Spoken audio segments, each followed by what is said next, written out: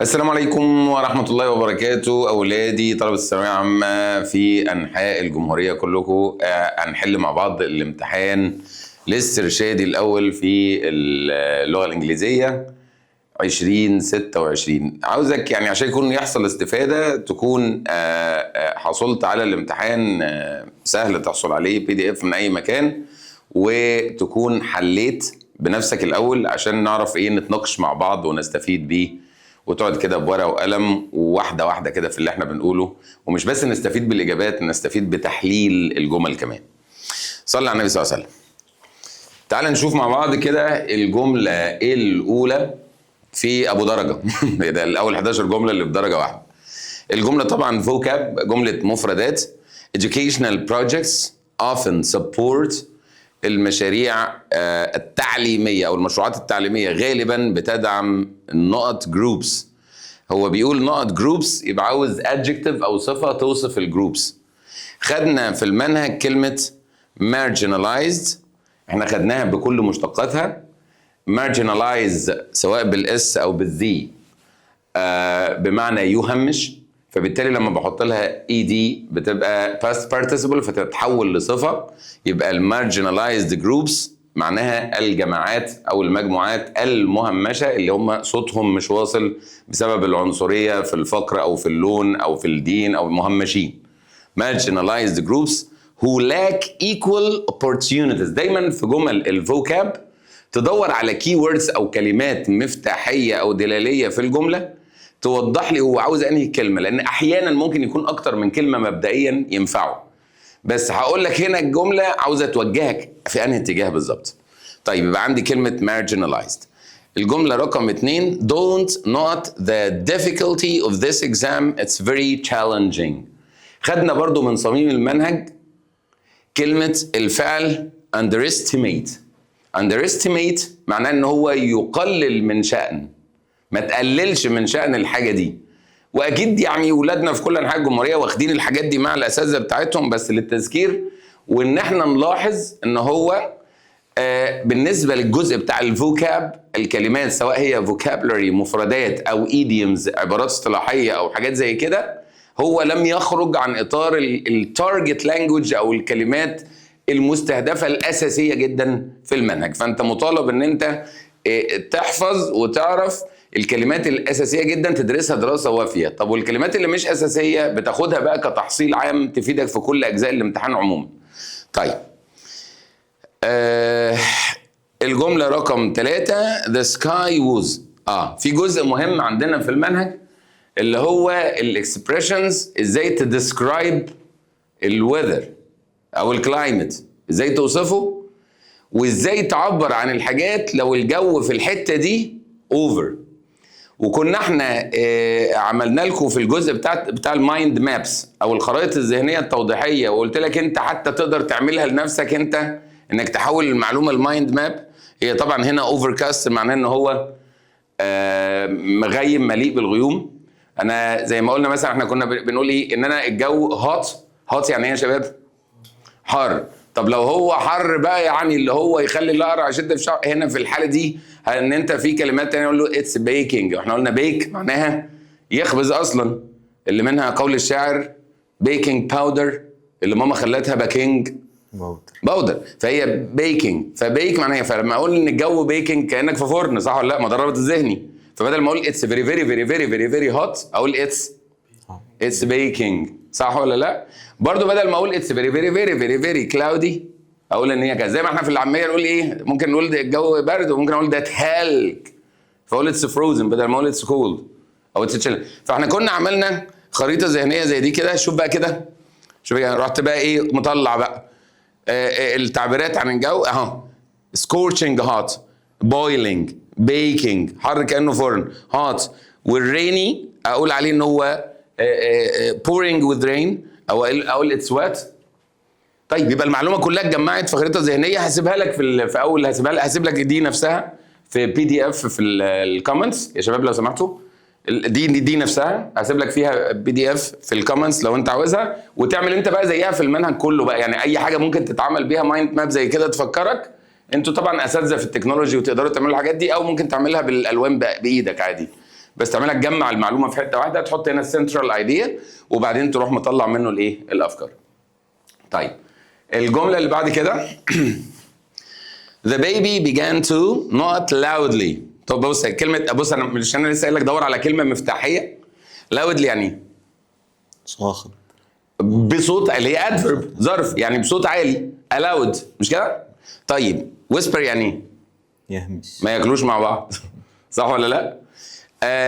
when it was hungry. فاكر لما قلت لك ان كلمه بيبي بيعود عليها الضمير it عشان حتى الكويستشن تاج السؤال مزيل، فبيبي بيعود عليها الضمير it. يبقى when it was hungry الولد بقى كان ايه؟ بيضحك، بيسقف، بيهمس بصوت عالي؟ لا، مون. طيب خدنا احنا ايه بقى كمان في المنهج غير مون؟ جرون. وقلنا ان في سلايد ديفرنس كده، يعني هم يعتبروا سينونيمز، يعتبروا مرادفات، مون وجرون. وفاكر حتى لما كنا احنا بالاي اي كمان جايبين لك الصوت عامل ازاي، صوت مون ده عامل ازاي وجرون عامل ازاي. ففي الاخر ان هو الولد ايه؟ عارف انت بيصيح بسبب ان هو جعان، مون. طيب ذا تشيكس اللي هو التشيكس يعني ايه؟ مش احنا خدنا العيله بتاعت الفراخ كلها؟ اللي تشيكن متجوزه هن، الهن قصدي متجوزه كوك اللي هو الديك، وبعدين قلنا الصغار بقى اسمهم تشيكس اللي هم الكتاكيت، وقلنا بتستخدم مجازا اما يتكلم على المزز. يعني في اللغه الدارجه يقول لك في ايه كام بطه كده على اول الشارع فيقول لك تشيكس. طيب the chicks are not from their eggs now. from their eggs now احنا خدنا كمان في صميم المنهج، يعني مش حاجه تخمين، محتاج بس انك تبقى مراجع المفردات الاساسيه والدروس الاساسيه. فكلمه هاتش معناها يفقس، فهي اللي هي تطلع من البيضه. البريبوزيشن بس ايه؟ يعني حرف الجر فيه، بس المهم ان هي تفقس من البيضه، فهي hatching from their eggs. طيب برضو في عندنا في الدروس في الدرس بتاع البيئه والحفاظ على البيئه واللي مش عارف كده، الكارز نوت harmful gas emissions. harmful gas emissions خدنا كلمه emissions نفسها في المنهج، قال لك انبعاثات بتلوث الهواء، فعاوز فعل يتناسب. فالعربيات بتعمل ايه؟ بتنتج، صح؟ اللي هي كلمه produce. انت مش بس مطالب ان انت تكون عارف produce، انت يعني الكلمات الاساسيه في المنهج انت محتاج تكون عارف تاريخ حياتها. يعني الكلمه countable ولا uncountable، تعد ولا لا تعد، لو في كولوكيشن، لو في فعل او اسم او حرف جر بيدخل عليها او كده لازم تكون مدرك. يعني انت فاكر لما كنت بقول لك you do not memorize the words، انت مش بتحفظ الكلمات، you learn the words، انت بتتعلم الكلمات. تعلمك للكلمه ان انت تكون قادر على استخدامها وعارف الورد فاميلي بتاعتها، الديريفاتيفز او البارتس اوف سبيتش او المشتقات بتاعتها. انا لا يكفيني ان انت تبقى عارف سكسيد، لازم تكون عارف سكسس وسكسسفul وسكسسفully والايه والاسره وكل واحده بتستخدم ازاي وكده. ده الكلمات اللي هي التارجت بتاع المنهج الاساسيه. الكلمات بقى اللي هي السبورتيف دي يكفيني ان انت تكون حافظها وعارفها على الاقل. طيب when we went out it was not cats and dogs. ده بقى دخل في الحته بتاعت الايديومز. طب هل جايب ايديوم من بره المنهج؟ لو جاب ايديوم من بره المنهج بيجيبوا predictable. يعني ايه predictable؟ يعني حاجه من اتنين، يا اما بيبقى predictable يعني قابل للتخمين من خلال سياق الجمله ومن خلال المعنى الحرفي للكلمات كده ممكن ايه يخليك ترمي تعرف.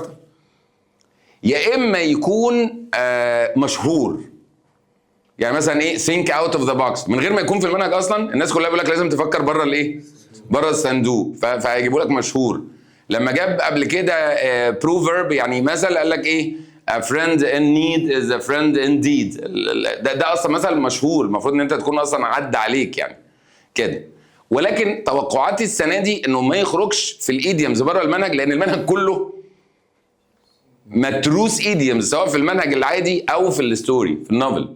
فهو مش محتاج يخرج خالص، وانت مش محتاج تخرج قوي، انت محتاج بس اتليست ان انت تكون مسيطر كويس على الايديومز والفيجرتيف لانجوج او اللغه المجازيه اللي وردت في المنهج وقادر على تحليلها. هو هنا جايبها بطريقه ايه؟ بطريقه ان انت منقص لك كلمه من الايديوم. طب ممكن يجيبها ازاي؟ ممكن يجيب لك الايديوم نفسه يقول لك this means. الايديوم ده معناه ايه؟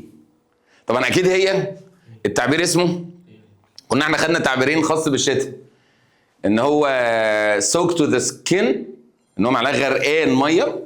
والتعبير الثاني ان هو raining cats and dogs، معناه انها بتمطر heavily بغزاره.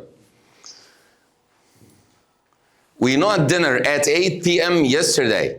هنيجي بقى جرامر، بس جرامر ايه؟ حنين. انما الثمان جمل اللي هم التانيين اللي هو الجرامر اللي هو الفظيع.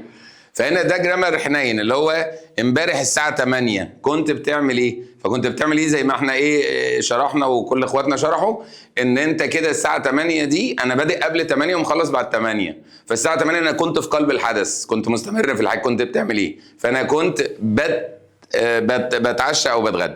يبقى we were having dinner at 8 p.m. yesterday. لان انت عارف ان الباقيين هاد دي يبقى بلد يبقى قبليها، ودي مثلا ما ينفعش اقول وي هاز كفورم اصلا. فانا دربتكم قلنا ايه؟ اي حاجه الفورم غلط يبقى ما تبصش للمعنى، يعني التركيبه غلط اصلا، فانا هبص المعنى في ايه؟ فانتهينا. طيب he wants to study at هذه القاعده التراكميه بتاعت الديفينيت والانديفينيت ارتكل زي ما اتكلمنا في الفيديو بتاع تحليل الامتحان. قلنا حته التراكمي وغزاره وجود التراكمي في حاجات في زوايا معينه، منها الارتكلز اللي هي وان ونو ارتكل وذا. ما ينفعش تدخل الامتحان يعني مش متمكن من على الاقل الاساسيات بتاعت الحاجات دي اللي هي بتتكرر، زي سكول وذا سكول، هوسبيتال وذا هوسبيتال، وعارف اللي هي الحاجات المحبوبه دي في الامتحان. او الفكره العامه بتاعت يعني ايه definite article، يعني ايه indefinite article، يعني ايه اداه نكره، ويعني ايه اداه معرفه، وبتشتغل ازاي في الانجليزي. فهنا لما اتكلم على اسم جامعه لو قلتها بطريقه of يبقى بقول the university of كذا، فاقول the university of كذا. لو قلتها بالطريقه الثانيه من غير of فاقول the university of Oxford. يا اما اقول Oxford University يبقى no article، يبقى اقول Oxford University. طب لو جبتها بالاستراكشر ده اقول the university of كذا، عارف حاجه زي الاضافه كده. فاوف دي هتخليني اختار ايه؟ the university of Oxford. لو كان عن كذا وقال Oxford University كنت اقول no article، يعني مش محتاج حاجه، هتقال Oxford University على طول. مثلا which of the following is the correct form of the reported speech. احنا قلنا ايه في تحليل الامتحان؟ ان انت محتاج تعرف مصطلحات الجرامر بالايه؟ بالانجلش. يعني ما ينفعش تقضيها كلها مباشر وغير مباشر، وما تبقاش عارف ان الغير مباشر او غير المباشر باللغه العربيه الصحيحه. غير المباشر ده اسمه reported speech، يعني كلام منقول، او اسمه indirect او indirect speech. لو انت مش عارف المصطلح ده بالانجليزي جمله زي كده ممكن تعمل معاك مشكله. فهو بيقول لك مين من دول correct form بتاع reported speech. طيب هو عامل ايه بقى؟ هو جايب جمله دايركت ولا اندايركت؟ دايركت مباشر في اقوى، صح؟ وكانه بيقول لك حولها لي لاندايركت او ريبورتد سبيتش. ما هو ريبورتد معناه انه انت ريبورتد منقول برضه اندايركت، صح ولا لا؟ طيب هل جايب الجمله معقده؟ لا، جايبها بسيطه اهي. يعني هو في جمل حاططها جمل مباشره وسهله وكذا وكذا، وفي بقى ضرب كتير يعني في شويه شتايم في الامتحان والباقي كله ايه؟ جلد مش عارف. ف I am tired she said that she was tired. انا دايما كنت بقول لكم في الحته دي اللي انت هتعمله ايه؟ ان انت هتعتبر ان مفيش اختيارات، وانت ايه؟ تحول انت بنفسك وتشوف التحويل اللي انت طلع انهي واحده فيهم، وتبقى انت محول غلط ونروح كلنا في ده. فخلي بالك، ما اصل الموكوس موكوس يعني. we were robbed، اهي الجمله دي يعني مع شديد وكامل احترامي وتقديري لوضع الجمله، بس احنا نتناقش فيها علميا. هو احنا كل برضو ولادي عارفين الفرق بين ريمبر مع تو مصدر وريمبر مع ان جي. ان انا لما بقول يعني ريمبر لما يجي بعدها انفينيتيف مع تو، اما اقول I remembered to do something فانا افتكرت ان انا اعمل الحاجه دي، فبقى remembered ان انا اعملها، صح؟ طيب اما اقول I remember doing something فدي ذكرى الحاجه عدت، ان انا فاكر ان انا كنت عملت الحاجه دي. ودي حاجه مسلمات، وانا واثق ان الطلبه في جميع انحاء العالم فاهمينها كويس. طيب هنا الجمله بتقول we were robbed، احنا اتسرقنا، تمام؟ مش احنا اللي اتسرقنا، يعني اتنهبنا يعني. we were robbed as I remembered not. طيب انت عامل لي remembered مع not. طيب لو قلنا بالانجلش I remembered not to lock، معناه ان انا افتكرت ان انا ما اقفلش. هل ينفع؟ معناه ان انا افتكرت ان انا not to lock، افتكرت ان انا ما اقفلش ده، فده هيبقى ايه؟ سياق عجيب. طيب لو قلت I remembered not locking، وهي دي المطلوبه باي ذا واي ان شاء الله، يعني لو نزل نموذج اجابه هتلاقيه كده. فهقول I remembered not locking، يعني انا فاكر ان انا ما قفلتش. طيب ما حلو اهو، انا فاكر ان انا ما قفلتش صح؟ انا مشكلتي بقى في وجود دي مع الجزء الاول. as ليها احتمالين، يا اما معناها because، يا اما معناها زي when، لما. طب تعال نشوف. لو هي بمعنى because يبقى احنا اتسرقنا بسبب ان انا افتكرت ان انا ما كنتش قفلت. يعني السرقه بسبب ان انا افتكرت ولا بسبب ان انا ما قفلتش؟ ما فهمتش. فهيطلع يعني السياق فيه يعني awkward شويه. يا اما في حاجه انا مش فاهمها، يا ريت يعني حد من الساده المسؤولين يوضح لنا يعني يفهمني، انا ما يعني لا ادعي الفهم. يا اما الاحتمال الثاني ان we were robbed، احنا اتنهبنا او اتسرقنا لما انا افتكرت ان انا ما قفلتش. طب اقول لما انا افتكرت ان انا ما قفلتش او سرقنا لما انا افتكرت. انتوا فاهمين انا عاوز اقول ايه؟ بس يعني توقعاتي لو في نموذج اجابه هينزل اعتقد ان هم يكونوا عاوزين لوكينج، بس اعتقد ان الجمله محتاجه تتعدل شويه في السياق بتاعها، يعني في وجود الجزء الاولاني. الله اعلم، الله اعلم، وانا العبد الفقير. طيب تعالوا نشوف بعد كده الجزء بتاع الباسج او الكومبريهنشن اللي هي القطعه وعليها اسئله. وقلنا كتير في فيديوز ازاي تتعامل مع سؤال القطعه وايه فكرته وكده. فقطعه الكومبريهنشن الاولانيه لو جيت من البدايه كده a few years ago while I was on holiday in Sinai near Saint Catherine، يبقى الراجل هيحكي لنا، يبقى ده اسمه ايه؟ ناريتيف. يبقى يبدا يحكي لنا وتلاقيه مستخدم بقى الاقواس ومستخدم الحوارات والكلام اللي احنا قلنا عليه في الناريتيف، صح ولا لا؟ صحيح. ماشي. وكنا قلنا ان في انماط اسئله بتكون نمط السؤال، القطعه ما اعرفش هي جايه منين، بس نمط السؤال متكرر فلازم اكون متدرب عليه. زي المفردات اللي قلنا عليها، زي ايه؟ infer. what do you infer؟ you can infer معناه ان انت تقدر تستنتج. طب انا لو ده بيتكرر في الاسئله، انا يقول لك مثلا المين ايديا او السنترال ايديا، فيبقى ده معناه الفكره الرئيسيه هي كذا ولا كذا ولا كذا. اما يسالك على الريفرنس يقول لك this بتريفير تو ايه؟ one هنا بتريفير تو ايه؟ كلمه there بتريفير تو، ده اسمه ريفرنس. اما يسالك عن السبستيوشن the first one، فone هنا دي بديله لايه؟ one car ولا واحد شاي ولا واحد قهوه، فاهم؟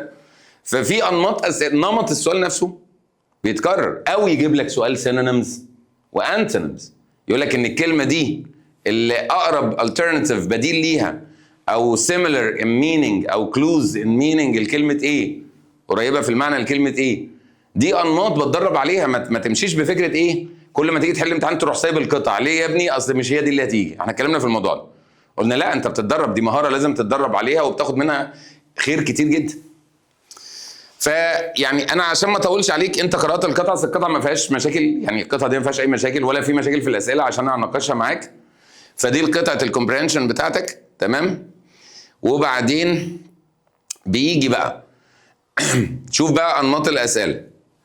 هو هنا قال لك وات از ذا سنترال ايديا، لسه بنجيب في السيره. ايه هي الفكره؟ احنا اتفقنا ان انت قاعد دلوقتي تحل واصلا حليت الامتحان وقرات القطعه عشان نعرف نستفيد وعشان الفيديو ما يطولش قوي واقعد اقرا معاك القطعه كلها كلمه كلمه وبتاع وكده. طيب هنا قال لك ايه هي الفكره الرئيسيه؟ قال هي الناريتورز هوليداي ان سانت كاثرين was boring. هل الناريتورز هوليداي took an unexpected turn؟ هل هي الريستورانت اونر prepared a delicious meal؟ هل هرب؟ ممكن يكون في حاجات من دول وردت فين؟ في القطعه، ان الراجل جه وعمل له وجبه حلوه. بس احنا قلنا هل السنترال ايديا اي حاجه وردت في النص؟ لا، هي الفكره المحوريه اللي بيدور حواليها الموضوع ان الولد وهو مسافر تعب شويه، يعني ارهق، فقال لك هنزل فين؟ هنزل في فيلج كده، في اوتيل في حته، في عارف انت الموتيلز والحاجات اللي بتبقى في الصحراء دي على الطريق. فهو نزل هناك، واخد بالك؟ وبعدين الراجل قال له هجهز لك الحاجه، فطلع ايه بره كده، اوت دورز كده، بره اوت سايد كده، يقعد يتفرج على الدنيا ويشوف الصحراء والناس وهي عماله بتطبخ على الناس فيليجرز، يعني هي كانت فيليج، ويتفرج عليهم فاعجب بالموضوع. فجاله واحد يقرا له الكف اسمه فورتشن تيلر يعني، تعالى يا ابني اقرا لك الكفال ولا ايه.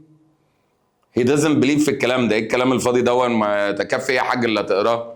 فقال له اسمع مني. قال له انا مش هخليك تقرا الا لما مش هخليك تشوف لي المستقبل الا لما تقول لي الماضي بتاعي. لو انت تعرف الماضي هتقول لي المستقبل. قال له اديني.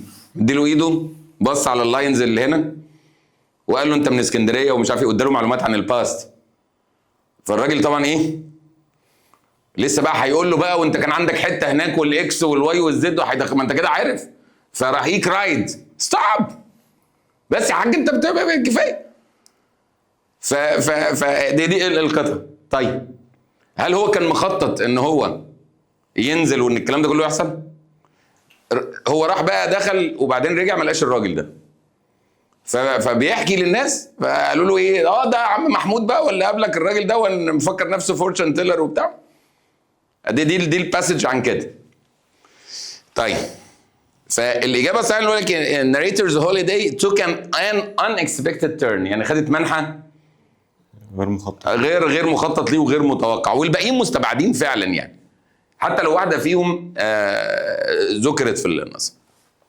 Where did the narrator first meet the old man؟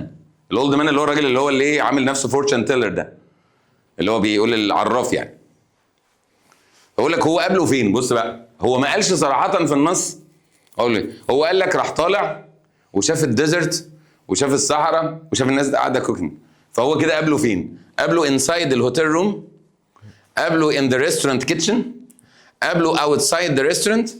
بيعمل ايه بقى في القطعه؟ بيشتغل. مش احنا قلنا، مش انتوا قلتوا ان سؤال السينونيمز والانتونيمز بيتلغى من الامتحان؟ طب هو اساسا من اكتر الحاجات اللي بيلعب عليها في القطعه في الباسج ان يكون مثلا قال لك في النص ان هو قابله اوت دورز، حلو، ويروح جايبها في الاجابات مفيش اوت دورز بس في ايه؟ طب اوت سايد دي سينونيم اوت دورز. لا اوت دورز، يبقى انا محتاج السينونيمز والانتونيمز ولا لا؟ محتاجه. ما تلعب كويس يا ابني، ما تلعب كويس يا ابني. يبقى الاجابه هنا ايه؟ اوتسايد ذا ريستورانت. فهمتها منين؟ اهو ده بقى ان انا ايه انفيرد المعلومه دي من خلال ان هو قاعد يقول لي شاف الصحراء وشاف كذا وكذا وكذا. What did the restaurant owner call the old man؟ سمى الراجل ده ايه؟ سماه ان هو، بص بقى دي في تريك. الراجل الاونر ده لما سالوا عنه قال له ده عم محمود، ده هو عامل نفسه ايه؟ بيعرف يعني. فهل هو سماه فورتشن تيلر ولا سماه ذا فيليج ميستيريوس مان؟ هو قال له ايه؟ انت قابلت عم محمود الراجل الغامض بتاعك، فهو قال وصفه الوصف ده. طيب ليه يا مستر مش فورتشن تيلر؟ هو قال ان هو بيزعم انه بيعرف يقول المستقبل. شفت التركه في الجمله؟ فممكن كان حد على طول يتسرع وياخد فورتشن تيلر، لكن هو قال لك this mysterious man from كذا. طيب which of the following can summarize the middle part of the story؟ طيب انت مش احنا خدنا في المنهج الناريتيف رايتنج؟ مش احنا خدنا الكتابه الروائيه في الرايتنج وخدنا اجزاء الرايتنج الفيرست والميدل والمش عارف ايه، صح؟ شايف بيمتحنك على الرايتنج فين؟ في الريدنج. ما هو الريدنج والرايتنج هما الاثنين ماشيين مع بعض اساسا. هو عامل ايه دلوقتي؟ هو كاتب مقال. فهو لما كتب مقال اهو ده اللي انت خدته في الرايتنج. فبقول لك الجزء بتاع الميدل تلخيصه ايه؟ فكره التلخيص يعني اما تقعد تشيل الحشو اللي في الجزء ده. فانت هتشوف الجزء ده هتلاقي التلخيص بتاع الناريتور met an old man who accurately told him about his past، لانه الجزء اللي في الميدل ده اللي هو لما قال له طب قول لي، اما قال له انت من اسكندريه، تاخد بالك؟ فهنا ان هو قال له كذا and claimed وزعم ان هو عارف المستقبل. هو طبعا لما قال له الجزء بتاع الماضي قال له ما تكملش بقى، هتقول لي بقى في المستقبل كارثه.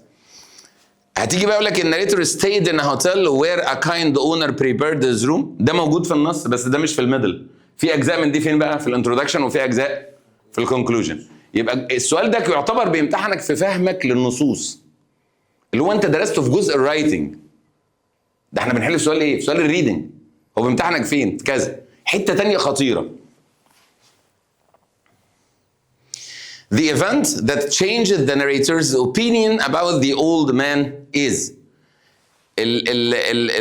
الواقعة اللي حصلت غيرت رأيه. مش هو أصلا يعني كان عمال يسخر من الراجل وبيقول له إيه؟ قول لي الماضي وأنا خليك تقول لي المستقبل. فالحته بقى اللي غيرت رايه ايه؟ ان هو قال له الماضي. ان هو قال له الماضي فعلا. يبقى الاجابه انه هي ريفيلد، كشف الناريتورز ايه؟ باست. او ريفيلد دي مش موجوده جوه النص، يعني مش موجوده كده بالنص، فممكن تبقى موجوده في النص هي شود. فانت بتشوف ايه المرادف او تكون عندك فهم الموضوع. طيب when the old man described the narrator's childhood، لما وصف طفولة الراجل he was ايه؟ انت عارف السؤال ده على ايه؟ فاكر واحنا بندرس في الرايتنج في المنهج واتكلمنا على حاجه اسمها التون. التون يعني نبرة المتحدث، هل هي ساخرة ولا متفائلة؟ فاكر الحتة دي؟ اهو ده السؤال ده. ايه التون بتاع الكاتب في هذه القطعة؟ لما قال له انت من اسكندرية، ايه التون بتاعه؟ وقال له ستوب. كان انجري وديسابوينتد، غضبان ومحبط. كان اكسايتد بس شوكت. كان انترتيند يعني معناه منفعل بس مصدوم. كان مستمتع بس مرعوب. كان داوتفul شاكك بس نيرفس متوتر. تشكك، الاجابات تشكك. طب انتوا رايحين في انهي اتجاه؟ بي فعلا هي بي. طيب انت عارف كلمه نيرفس دي معناها ايه؟ عارف اللي هي لكن قال ستوب مذهول. ايه ده هتقول ايه تاني؟ اكسايتد. ما هو كلمه اكسايتد دي يعني اي انفعال من اي نوع، يعني اي انفعال من اي نوع، مش ان انا مبسوط ان انا مثلا عجباني الحاجه بس، لا هو اي اكسايتمنت. طيب throughout the story على مدار القصه the narrator's feelings towards the old man changed from، بص بقى، تغير الفيلينجز بتاع الراجل تغيرت من الفير للانجر، من الخوف للغضب، ولا من عدم اليقين للسربرايز، ولا من الاحترام للكره، ولا من السادنس للهابينس؟ واضحه بعد ما تكون فهمت النص. disbelief to surprise. كان الاول هي disbelieved الراجل، ودلوقتي ايه اتحولت لدهشه بعد ما كان عدم تصديق. وخلي بالك برضو ان انت اقول للماضي ومش عارف ايه ممكن تكون فيها اسلوب ساخر شويه. what is the most likely reason، احنا خدنا likely يعني محتمل. ايه اكتر سبب محتمل ان الاولد مان disappeared before مستر حسن returns؟ دي بقى حاجه تخمينيه خارج، مش موجوده اصلا في النص، بس انت تاخد التخمين اللوجيكال المنطقي. يعني بقول لك طب الراجل رجع ما لقوش ليه؟ مش موجوده في النص، بس بقول لك ايه اكتر احتمال. هل ان he didn't want مستر حسن to see him؟ ما تتسرعش. هل هو ما كانش عاوز مستر حسن يشوفه؟ هل he was a traveler who left to find food؟ رايك في الاجابه الثانيه دي، ان هو كان مسافر عابر طريق ومشي عشان يدور على اكله؟ عندك دليل ان هو مش عابر طريق؟ عم الاونر قال لك انت قابلت عم محمود الميستيريوس مان بتاع الفيلج، يبقى الراجل ده هل هو ترافلر؟ لا، ده هو اصلا من اهل الفيلج، بس راجل ايه؟ غامض. راجل غامض وماشي يقول للناس على الحاجات القديمه بتاعتهم وبيزعم ان هو يعرف يقول المستقبل. يبقى الثانيه مستبعده صح؟ He was only in the narrator's imagination. الراجل ده بس كان في وحي خيال الكاتب؟ لا، ده هو الاونر قال له ده الراجل ده ما انت قابلته. يبقى دول احنا خمناهم منين؟ من الكتب. برضه من النص. He went to get the narrator's room ready. راح عشان يجهز الاوضه، هو ده شغله؟ ما قالوش ده واحد بيشتغل معانا، ده قال لك ده الراجل الميستيريوس بتاع الله. يبقى اذا بالاستبعاد هتبقى ايه؟ ان هو تجنب ان هو يقابل مستر حسن تاني لسبب ما. بس انا خدتها ايه كمان؟ بالاستبعاد. استبعاد التانيين، صح ولا لا؟ طيب كده انتصف الامتحان. كده ده نص الامتحان تقريبا. انتظروا الجزء الثاني من الامتحان الاسترشادي الاول ان شاء الله as soon as possible باذن الله. سعدنا جدا بلقائكم مؤقتا، ونرجو ان نكون قد اسعدناكم. هذا مستر توفيق، احييكم والى لقاء قريب جدا ان شاء الله.